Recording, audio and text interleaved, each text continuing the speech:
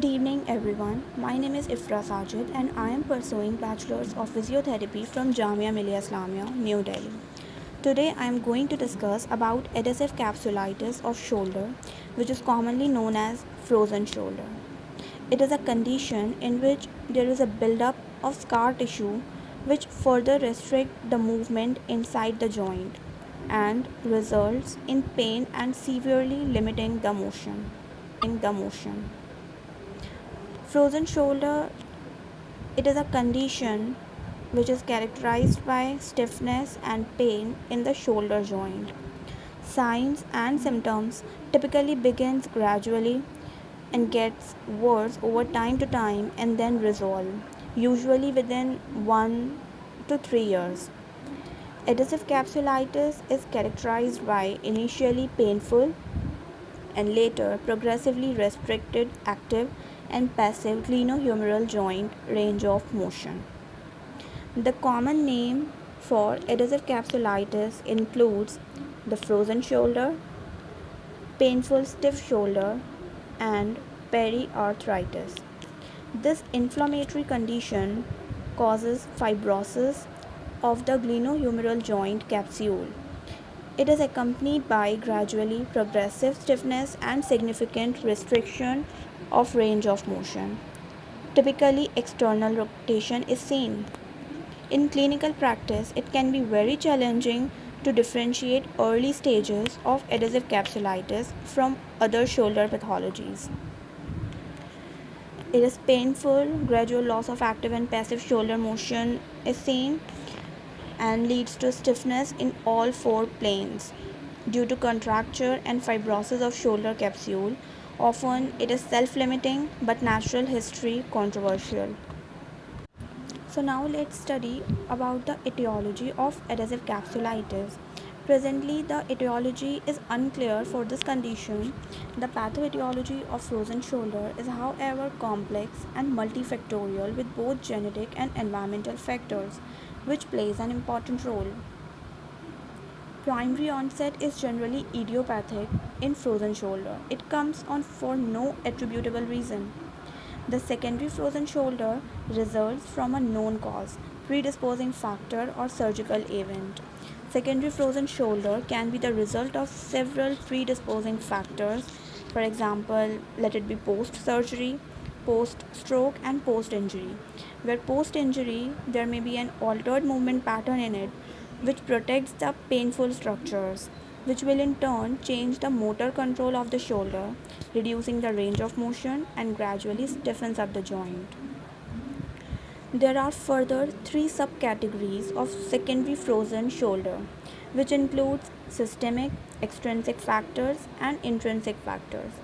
Diabetes mellitus and other metabolic conditions comes in systemic category, and cardiopulmonary disease, cervical disc, humerus fractures, Parkinson's disease, they are all come under the extrinsic factors. And rotator cuff pathologies, biceps tendinopathy, calcific tendinopathy, and AC joint arthritis comes under intrinsic factors.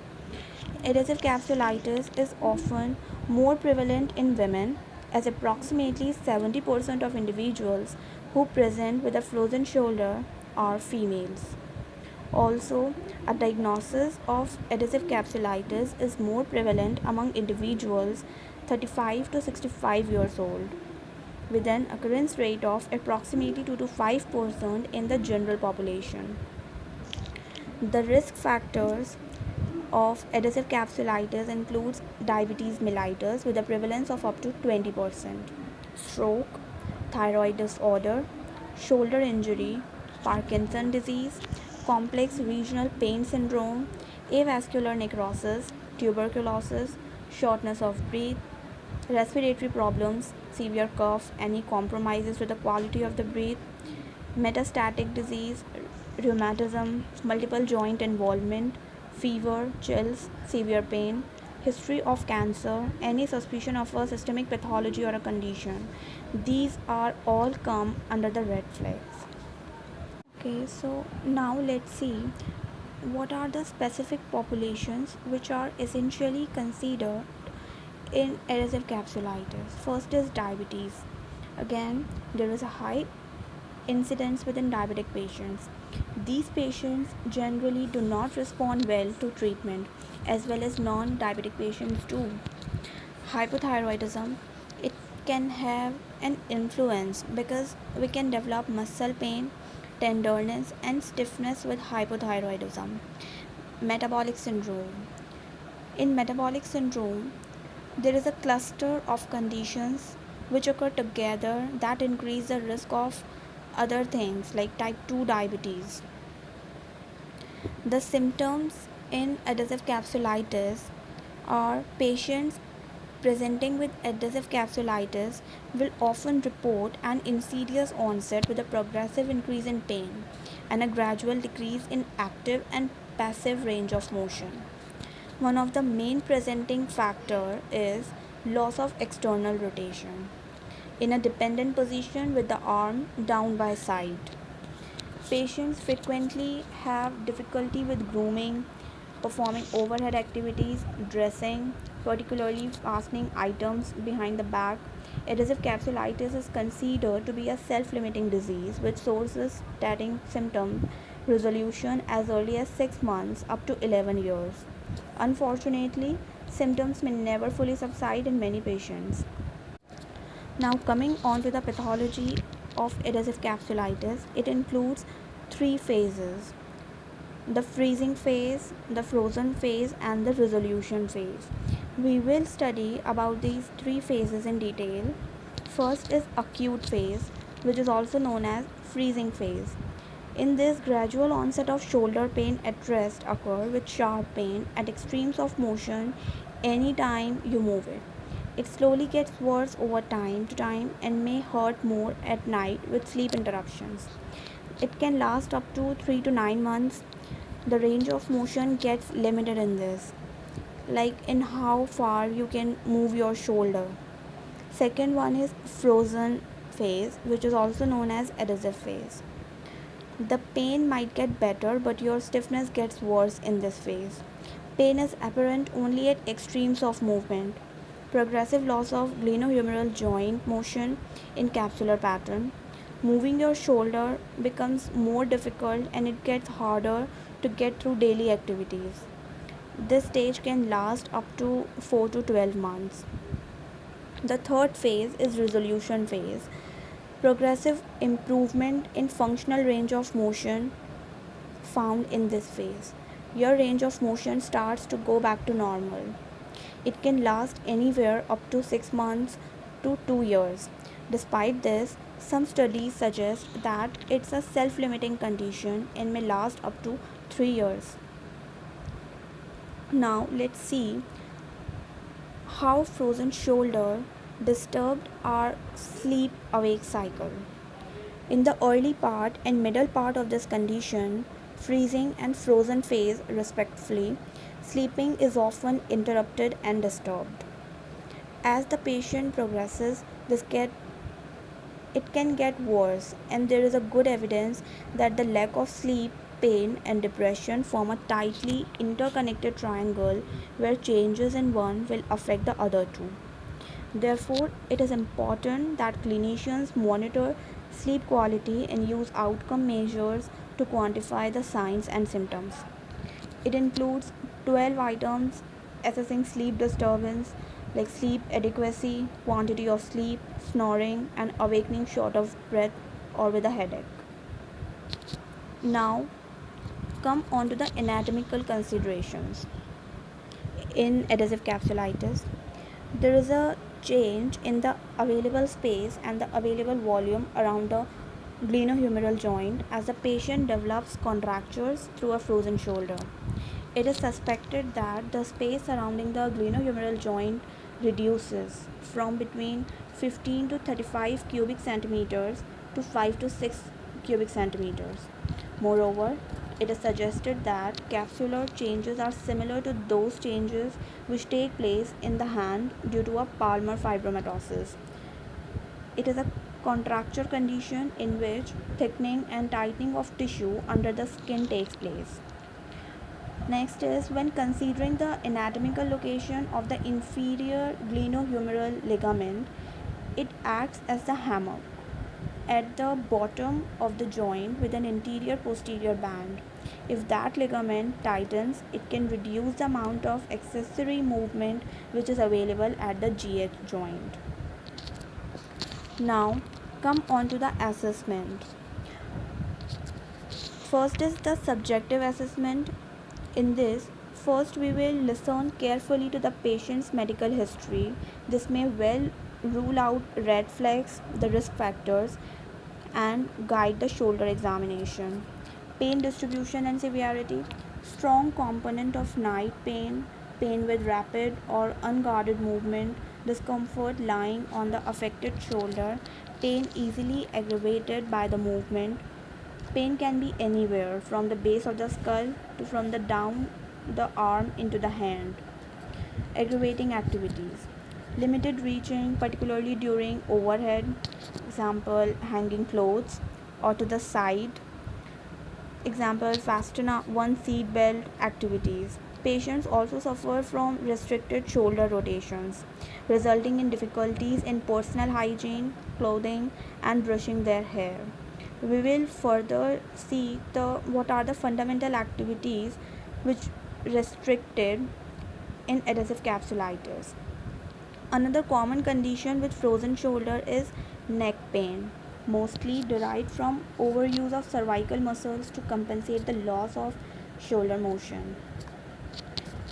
The functional limitations in adhesive capsulitis are sleep disruption as a result of pain or inability to sleep on the affected side. Inabilities to perform daily activities like putting on a belt, reaching for a wallet to back pocket, reaching for a seat belt, combing the hair. Work activities may be limited, particularly those that involve overhead activities, filling above waist level, stocking shelves, lifting boards or other items. Recreational activities like difficulty serving or throwing ball, inability to do the crawl stroke in swimming.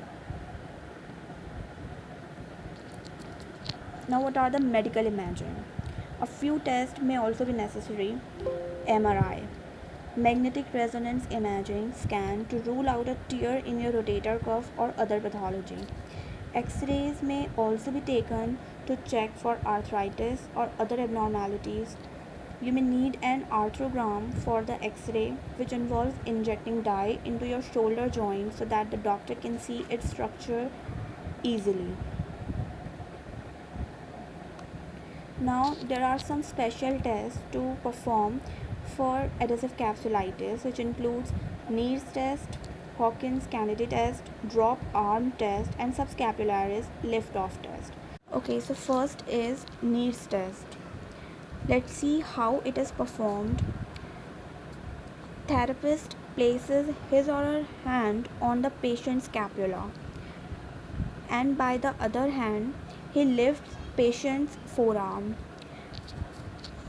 Patient is instructed to fully internally rotate his arm with thumb lifting downwards and passively forward flexing the arm through full range of motion. If patient experiences a pain which is degenerative alteration in a joint in which there is friction between joint tissues, it causes range of motion to its limitation, and it comes out to be a positive Neer's test. Second is Hawkins-Kennedy test, in which examiner forward flexes the arm of patient to 90 degrees and forcibly medially rotates the shoulder. You can see in the picture how the therapist is performing this test, and this movement pushes the supraspinatus tendon against the anterior surface of the coracoacromial ligament and coracoid process. If patient experiences a pain, this pain indicates this test is positive. Next is rotator cuff tear drop arm test. In this, patient is instructed to abduct his or her arm slowly in lower direction, may be able to lower arm slowly to 90 degrees, deltoid function. Arm will then drop to side if rotator cuff tear is present. This test comes out to be positive when patient is unable to lower his or her arm further with his control. And if he is able to hold at 90 degrees pressure on wrist, it will cause arm to fall. Positive test result comes out to be shoulder pain between 60 to 120 degrees, indicates subacromial or rotator cuff disorder. Fourth one is subscapularis test, which is also known as lift-off test. Patient in standing position places the dorsum of hand on back. Then patient lifts the hand away from the back. If patient is able to do, then load is applied on hand by the examiner to check his strength. Patient with subscapularis tear will be unable to do this. You can see in this picture very clearly how the patient is placing the dorsum of his hand on the back and how the therapist pushing the pressure on his hand. Abnormal motion in scapula during the test may indicate scapular instability. Now coming on to the treatment, counseling is done. Medications includes anti-inflammatory drugs, steroid injections, and oral analgesics are to be recommended. Physical therapy and the surgery, arthroscopic surgery. Now come on to the physical therapy. Physical therapist overall goal is to restore the movement, so patient can perform his or her daily activities. Once the evaluation process has identified the stage of your condition, physical therapist will create an individualized exercise program tailored to specific needs. Exercise has been found to be most effective. Exercises and manual therapy. Physical therapist will help maintain as much range of motion as possible and will help reduce the pain. Therapist may use a combination of range of motion exercises and manual therapy, which are hands-on techniques to maintain the shoulder movement. Now he can use some modalities like heat and ice treatment to help relax the muscles prior to other forms of treatment, and the last one is home exercise program. Physical examination includes during the painful stages there is measurable reduction in both expressive and active range of motion. Motion is very painful, particularly at extremes of external rotation of abduction. We have seen this, and this pattern of motion loss is consistent with capsular pattern of passive range of motion, which demonstrates a greater limitation in external rotation and abduction followed by an increasing loss of flexion. These signs are similar to those found in osteoarthritis of glenohumeral joint, in which there is a similar loss of motion with shoulder joint. Now coming on to the manual therapy, there are different tasks which has to be done in manual therapy, and these are warm up the upper quadrant with light to medium pressure, stretching, moist heat, deep work to the muscles of the glenohumeral joint, joint mobilization, again repeat stretching, ice if appropriate, work other upper extremity if time allows. Now there is one precaution which has to be taken by the therapist, and this is being careful to not to be overly forceful when stretching the tissues. Stretching should be firm and assertive and not aggressive. Now let's see the exercises which has to be done in frozen shoulder, and these are shoulder flexion with full range of motion, shoulder abduction, horizontal shoulder abduction, shoulder extension, scapular active range of motion, which is a shrugging of shoulder, side lying horizontal abduction. Other exercises include prone shoulder extension, single arm shoulder abduction, resisted shoulder internal rotation, resisted shoulder adduction, resisted shoulder flexion, resisted shoulder extension, and external rotation. You can see all these exercises in a picture, how these exercises are performed, and the others are normal movements with full range of motion like shoulder flexion, extension, abduction, external and internal rotation. Scapular range of motion is a shrugging of shoulder, and single arm flexion. Other pharmaceutical and surgical management includes non-steroidal anti-inflammatory drugs, oral steroids, analgesics, subscapular nerve blocks, intra-articular steroidal injections. And in surgical, hydrodilation, manipulation under anesthetics, arthroscopy, and open release surgery. Now coming on to the home advice which is given to the patient, getting the arm up while lying down. You can see in the picture how the person is flexing his arm while lying down, and the other one is getting the arm across the body. You can see this also in the picture. Other one is getting the arm to externally rotate while lying down and while sitting. Both are well explained in the two pictures. You will understand better. Other stretches for home program are pendulum stretch, towel stretch, finger walks, cross body stretch, armpit stretch, outward rotation and inward rotation. First is pendulum stretch. Relax your shoulders, stand and lean over slightly, allowing the affected arm to hang down.